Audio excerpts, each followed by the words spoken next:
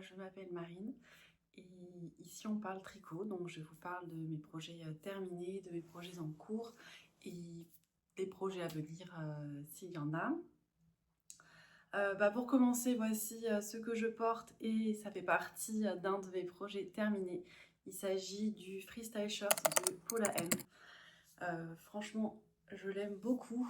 C'est un t-shirt en raglan que j'ai tricoté avec les laines de chez Loli Lafay en coton de cachemire. Donc il y a 92% de coton pour 6% de cachemire. Voilà, coloris coco.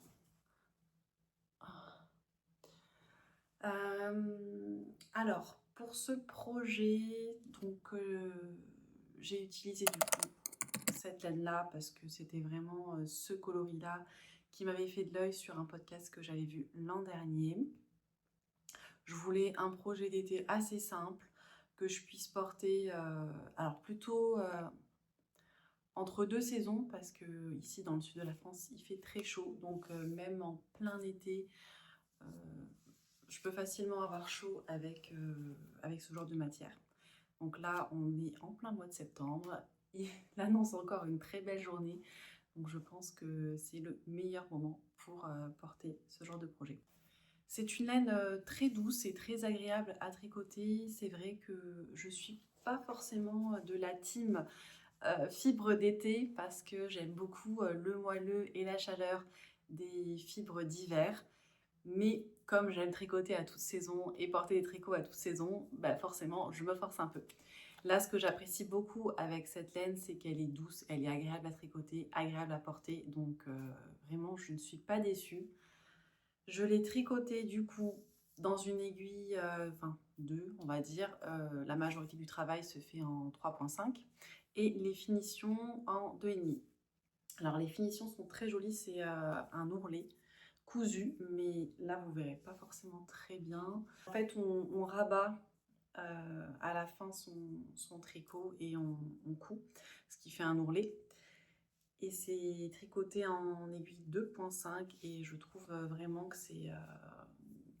ça donne un très joli tombé au t-shirt. Donc on fait ça forcément sur le bas des manches et sur le bas du corps.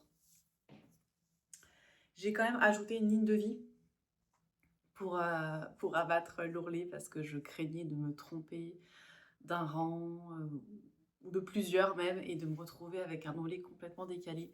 Donc je suis très contente d'avoir ajouté cette ligne de vie parce que vraiment ça m'a beaucoup aidé. Pour la construction, c'est assez classique, c'est un pull raglan, donc on commence par façonner l'encolure avec des rangs raccourcis et des augmentations. Ensuite, on continue les augmentations le long des raglans. C'est la première fois que je vois des raglans en maille envers, mais c'est joli aussi. Sincèrement, ça donne un petit détail ajouré qui n'est vraiment pas moche du tout. Donc, on continue les augmentations le long de l'empiècement et après, forcément, on vient séparer les manches du corps tout en jersey avec la finition de l'ourlet, pardon. Et ce qui était très agréable forcément, c'est de ne pas avoir beaucoup de manches à tricoter. 10 cm il me semble avant de commencer les rangs pour l'ourlet. Donc c'est vrai que ça fait pas beaucoup et du coup ça va très vite. Bon, j'ai quand même mis un petit peu plus d'un mois pour le faire parce que je faisais pas forcément que ça aussi. Mais je pense que sinon ça peut être beaucoup plus rapide que ça. Donc voilà, pour mon freestyle shirt, je pense n'avoir rien oublié de mentionner, à part que peut-être le col en côte. Voilà. Mais ça paraît évident quand on le voit de loin. Enfin, je pense. Voilà pour le freestyle shirt. Autre projet terminé, il s'agit de mon Darcy cardigan. Depuis le temps que j'en parle. Darcy cardigan de Le Knit. La dernière fois que j'ai fait une vidéo, j'avais fait tout le manche, tout le corps et il me manquait une partie des côtes et la patte de boutonnage. Et j'avais expliqué mes aventures à propos d'une pelote justement parce que j'avais commandé ce coton cachemire. Du coup, la pelote de mimosa en mérino que j'avais commandé, il l'avait aussi envoyé en coton cachemire. Heureusement, la créatrice de chez Loli l'a fait a vite réagi à mon mail et m'a envoyé une pelote avant que je parte en vacances. Mais parce que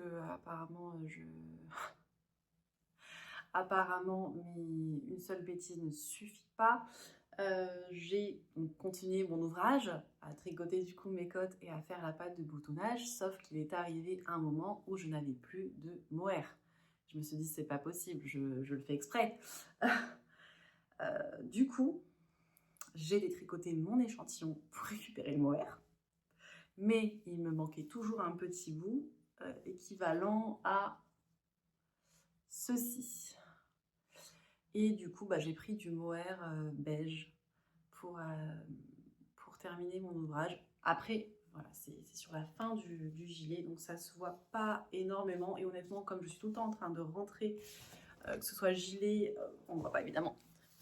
Je suis toujours en train de rentrer mes gilets, mes t-shirts dans les pantalons. Honnêtement, on ne le verra pas. Mais voilà, sur la fin du gilet, ouais, là, on voit quand même la démarcation. On voit que c'est beaucoup plus clair. Ça sort encore plus clair, je trouve, à la caméra qu'en vrai. Voilà. Mais une fois qu'on a fermé le bouton, on a beaucoup moins cet aspect-là parce que la boutonnière qui est de l'autre côté, elle est dans la bonne fibre. Donc une fois que le gilet est fermé, ça ne se voit plus. C'est seulement s'il est ouvert que ça se voit. Et j'ai été trouver des petits boutons jaunes à la mercerie. Alors évidemment, on n'en voit rien si je le montre comme ça. À Montpellier, et je suis trop fan des boutons que j'ai trouvés. Et je les trouvais plus jolis sur l'envers que sur l'endroit, donc je les ai cousus sur l'envers. Voilà. Voilà. Le seul défaut que je pourrais dire, c'est cette petite étiquette que j'ai cousue, mais qui n'est pas centrée. Évidemment, je m'en suis rendu compte après. J'ai souhaité la découdre et c'était la machine à... Parce que moi, je fais tout à la machine à coudre. Même les boutons, je les couds à la machine à coudre, tellement j'ai la flemme de les coudre. Donc, je peux passer des semaines à tricoter un projet, mais pour les boutons, je vais à la machine à coudre.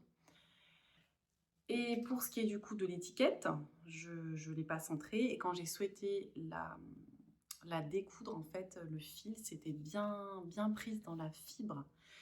Et j'avais tellement peur, en fait, de couper ma laine avec le découvite que j'ai décidé d'arrêter les bêtises et de faire avec. Tant pis, ce sera le défaut de ce gilet, si on compte pas celui-là. L'étiquette n'est pas très bien centrée. Pour rappel, du coup, j'ai utilisé Mérino et Mohair et Soie, donc de chez Loli l'a fait, coloris Mimosa. L'ouvrage se tricote en... J'ai un doute. Darcy Cardigan en 4 mm. 4 mm, franchement, il va assez vite. Il est tellement agréable. Et les côtes, alors, il me semble que celles-ci, elles sont en 3 mm, le col aussi, et le bas est en 3,5. Voilà, il me semble. Alors, j'ai commencé déjà à le porter. Le matin, notamment, les matins sont un petit peu frais. Enfin, frais, c'est un grand mot, hein, parce qu'ici, on est dans le sud. Mais il fait 15 degrés le matin, donc ça me permet de mettre mon petit gilet pour quelques heures. Pas beaucoup, bien évidemment, parce que ça se réchauffe vite. Hier, il faisait plus de 30 degrés et nous sommes le 15 septembre. Et aujourd'hui, je pense que ça va être à peu près la même chose. On va frôler les 30 degrés. Donc, c'est pas tout de suite que je vais pouvoir en profiter toute une journée.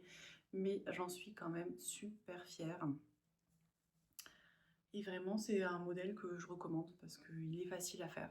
Il est facile à faire. Alors bon, il y a quelques détails qui divergent des constructions classiques. À savoir que donc c'est un pull raglan, mais ce qui est drôle, c'est que du coup, on fait les raglans au niveau des emmanchures, mais aussi au niveau de la tête d'épaule. Là, ça se voit pas trop parce que c'est sur le cintre, mais en fait, on fait aussi des augmentations raglan sur le dessus. Et on s'arrête à peu près, c'est difficile, à peu près à cette distance-là, vraiment jusqu'à la tête d'épaule. alors que forcément le long des emmanchures, on continue les augmentations raglan jusqu'au bout. Et au niveau des manches, c'est ce que je dis dans la dernière vidéo, en fait, les diminutions, pardon, se font sur le dessus de la manche et pas sur le dessous. Alors ça se fait sur le dessous à partir d'une certaine taille où on fait des diminutions au-dessus et en dessous. Mais moi, pour la taille choisie, parce que j'ai tricoté une taille M, d'ailleurs je ne l'ai pas précisé, mais pour le freestyle c'est pareil, c'est une taille M que j'ai tricoté. Généralement je tricote quasiment tout en taille M. Pourquoi ? Parce que je tricote très serré et que souvent, que ce soit là ou sur quel autre projet j'avais pas le bon échantillon, je sais plus. Donc je tricote souvent une taille M parce que mon échantillon est souvent très juste et je préfère, même si bon j'ai le tour de poitrine pour un S, comme je tricote assez serré, je préfère surtailler un petit peu. Donc là en taille M, celui-ci en taille M et le prochain projet que je vais vous présenter aussi en taille M. Mais là il me semble que l'échantillon était bon. Je pense que c'était ma volonté de faire une taille M pour le côté un peu plus loose. Je pense. C'est difficile quand on prend les décisions et que ça fait 2 mois qu'on les a prises, voire plus. Ah non, celui-là j'ai commencé il y a plus de 2 mois. Pour se rappeler du pourquoi, du comment, forcément, ça prend un peu plus de temps. Autre objet, il s'agit d'une nouvelle petite paire de chaussons tricotés pour cadeau de bébé. Voilà, trop mignon. La dernière fois, j'avais mis le lien du tuto, je le remettrai. C'est un tuto sur YouTube. C'est facile à faire avec des aiguilles 3.5. C'est un mélange de côte, de jersey et de point mousse. Après, ça dépend de la vitesse de tricotage. Moi, je mets 1h30 pour en faire un. Et il me semble qu'elle en mettait, 1 heure. Elle tricotait plus vite. Voilà. Et je fais ça forcément avec mes restes. Là, c'était un reste de fontis, le même que j'avais utilisé pour ma Galilée Scarf. Et je trouve que c'est un bon moyen d'écouler ces restes. Alors le seul truc, c'est que des garçons cette année.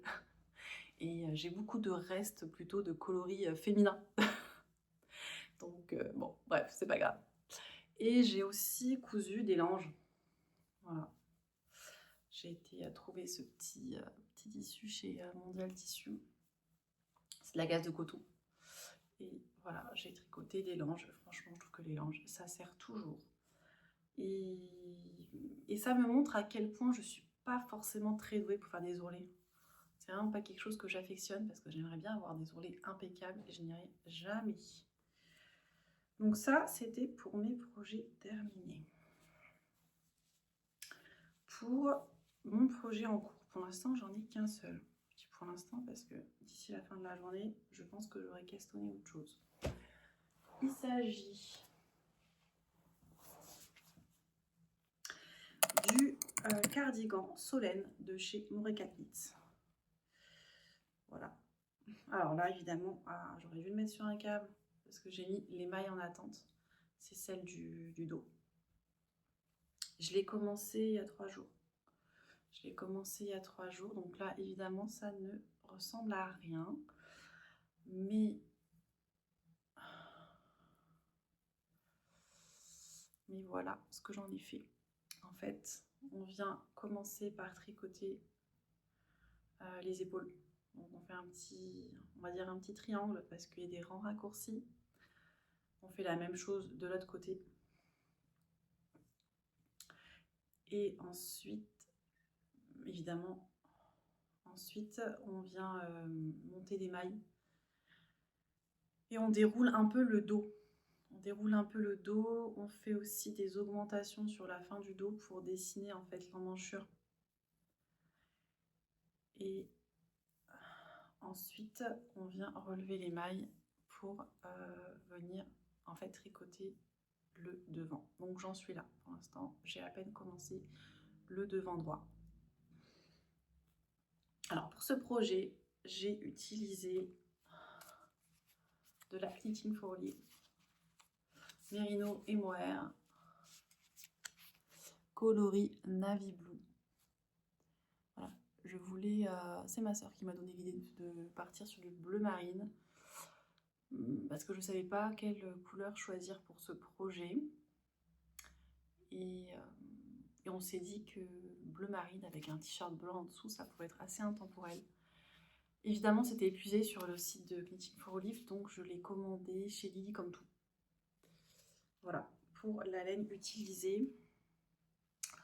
Le projet se tricote tout simplement si tu regardais tes aiguilles en 4.5. 4.5 pour ce projet, donc je pense que ça peut avancer assez vite. Voilà. Le défaut du coloris, c'est que je ne vois pas grand chose. À un moment donné, je voulais compter mes diminutions, mes augmentations, et mon Dieu, j'y voyais rien du tout, c'était une catastrophe. Alors je me suis beaucoup aidée de ma lampe, ma lampe de nuit, voilà, ma lampe à tricot, et avec ça, heureusement, j'arrive à y voir un peu plus clair et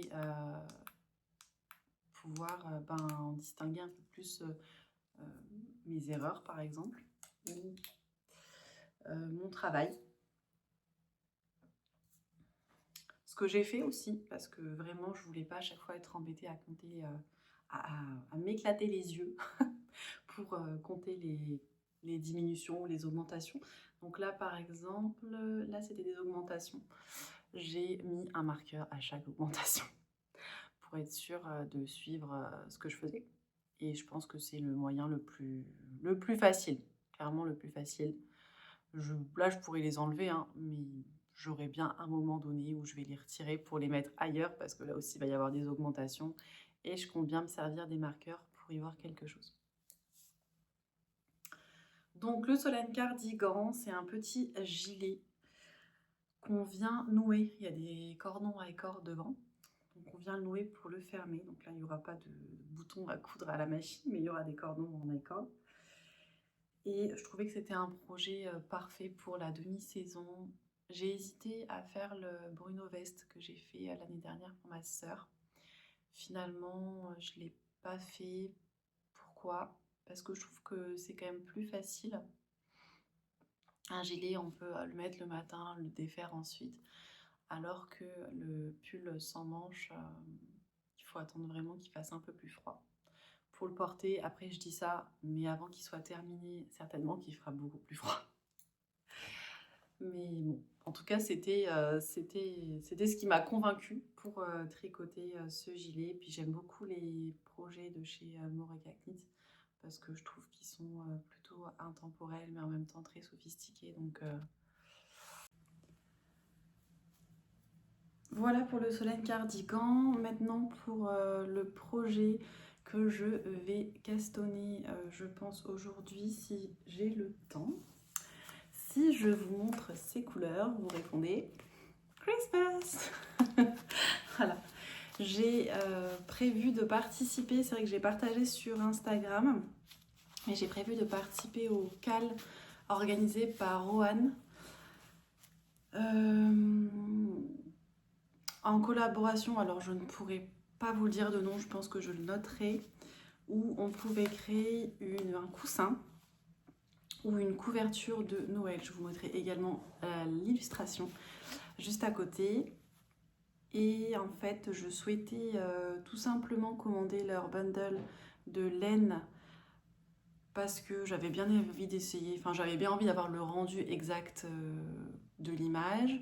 J'avais envie de tricoter avec leur laine et il y avait 10% de réduction si on commandait la laine. Et le jour où j'ai partagé ça sur Instagram, ça devait être le lendemain, je pense, de la mise en vente du bundle. Et j'ai mis la story, ensuite j'ai voulu commander, c'était out of stock. J'ai envoyé un mail au service client en faisant l'autruche, en disant je comprends pas, je veux commander, mais il y a écrit que ce n'est pas disponible.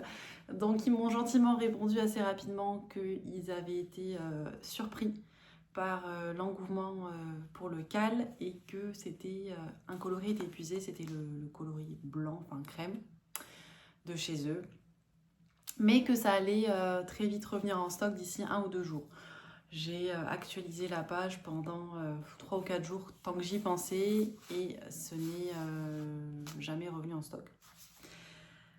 Donc j'ai décidé d'aller voir ailleurs, mais de rester au plus proche de la fibre qu'ils avaient mise en vente. Et c'était une fibre norvégienne, donc c'est pour ça que je me suis orientée vers la Sandnesgarn, la Peer Gynt, qui est également du coup 100% laine norvégienne, qui pas forcément douce à 100%, mais bon, pour faire un coussin, je pense que ça va passer. Après, elle pique pas, enfin, pique pas. Là, quand je me la passe sur le bras, c'est pas non plus un océan de douceur, mais ça pique pas. Franchement, non, c'est pas forcément piquant. C'est pas la laine la plus douce du monde. Mais franchement, je pense que même pour un pull, ça doit pas être très désagréable quand même. Voilà, bon, tout ça pour dire que j'ai pris chez eux. J'ai pris chez eux de la laine norvégienne et forcément j'ai voulu être au plus proche des coloris qui étaient mis en vente pour le cal. Donc j'ai choisi un coloris écru et un coloris rouge. Le coloris écru, ça je sais que c'est rouge scandinave. Ça je sais pas si c'est écru.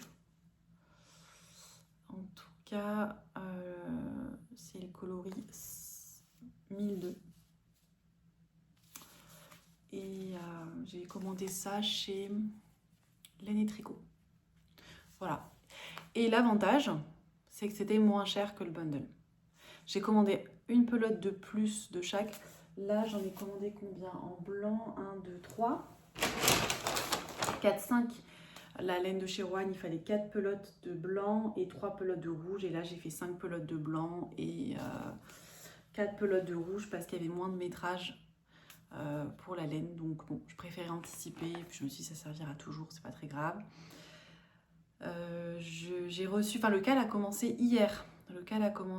Donc j'ai reçu les instructions hier pour le premier, enfin j'allais dire le premier carré, le premier motif, parce que le premier motif en fait pour le coussin il faut en tricoter 4 carrés et si je ne me trompe pas on reçoit des instructions chaque semaine. Donc j'ai pas encore eu le temps de commencer hier parce que j'ai travaillé toute la journée. Et je pense que je vais m'en préoccuper aujourd'hui, mais je veux vraiment faire un échantillon avant parce que c'est du jacquard et je sais qu'en jacquard, je tricote très serré pour mon terracotta sweater. J'avais dû tricoter en une taille de plus, tricoter en 5 plutôt qu'en 4. Donc là, vraiment, je vais faire l'échantillon aujourd'hui, laver, bloquer. Je pense que je vais directement tenter un échantillon avec une demi-taille en plus. Là, ça va se tricoter en 3,5. Je pense que je vais essayer avec du 4. Je vais essayer avec du 4 et je vais voir ce que ça donne. Et voilà, je vais vraiment prendre le temps de faire l'échantillon. Et avant de commencer les carrés, après c'est des carrés, il me semble, de 10 sur 10. Je dis ça, mais j'en suis pas sûre à 100%. Je pense que je vais prendre tout simplement le patron. Hop là. Alors, du coup, j'ai le patron sous les yeux.